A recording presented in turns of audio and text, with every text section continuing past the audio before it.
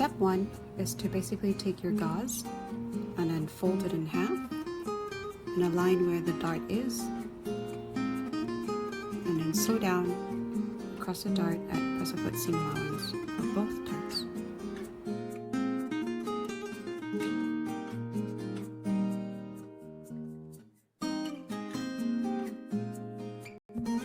The next step is to open up your gauze so that you are getting the wrong side, and then do a double fold of 0.5 cm on both the short sides, and then do a top stitch, which will then look like this.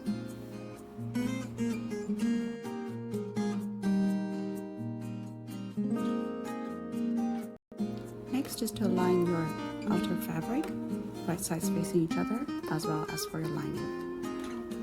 If you have a serger, you can actually just serge the sides. If you don't, then just sew along the curved sides at press of foot seam allowance.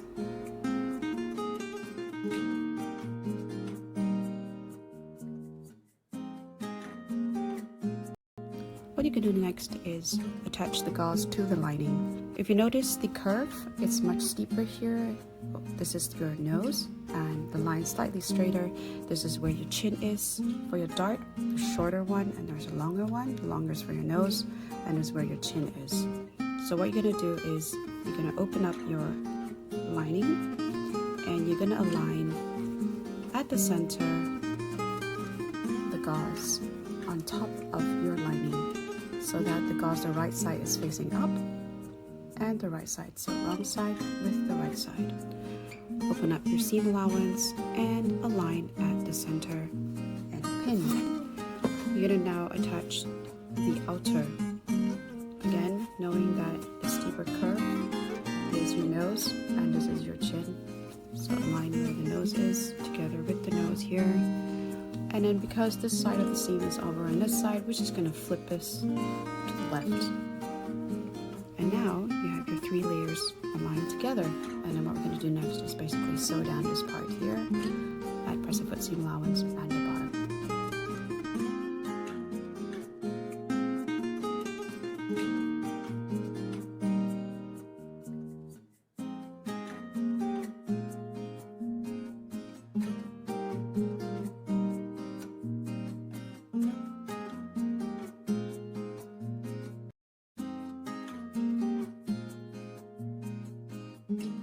Next is to turn this face mask inside out through this gap. When you do turn it inside out, the gauze is actually facing the lining. So this, as you can see, is the wrong side.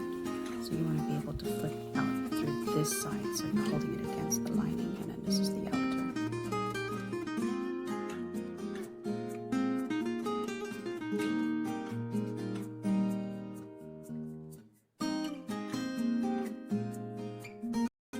This is what it looks like after you turn it inside out, the outer and the lining.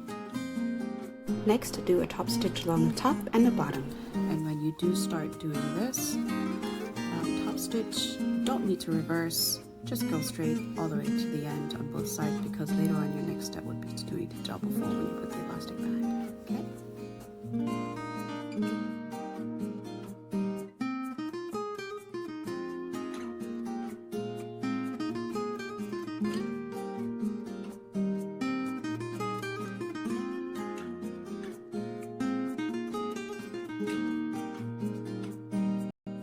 So now I'm going to show you how you're going to attach the elastic band.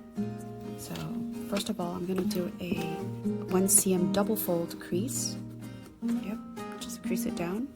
And then where I see the second double fold crease, I'm just going to lay the elastic band around the center, right on top of it, so that when I do my single fold and then double fold over it, I'm going to make sure that the elastic band is on this side of the edge, so that when I do a top stitch over here, it won't get sewn. The elastic band won't get sewn in as well. I'm just going to take a pin, and I'm going to pin perpendicular to the sewing line, which is here. Given that this part here has a lot of folds and it's kind of thick, so if you start right at the end, it's going to be difficult. So what we're going to do is we're going to start somewhere in the middle and do a top stitch from there.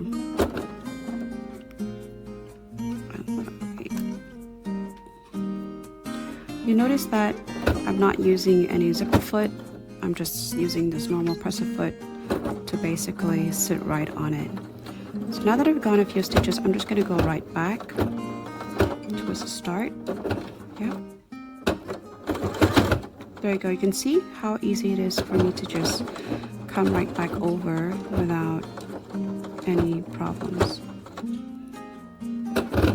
Okay, and right at the end, I'm just going to reverse.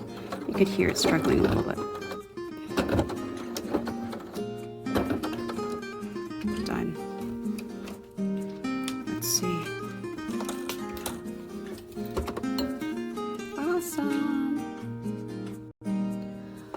Once you've done the top stitch on both sides, just tie the knot on the elastic band, give it a test, just put it behind the ears, and if it's too tight, just undo it and just tie it again. So this one looks a little small because it's actually for a kid. So well done, you're finished. Now it's time to reward yourself with a chocolate eclair.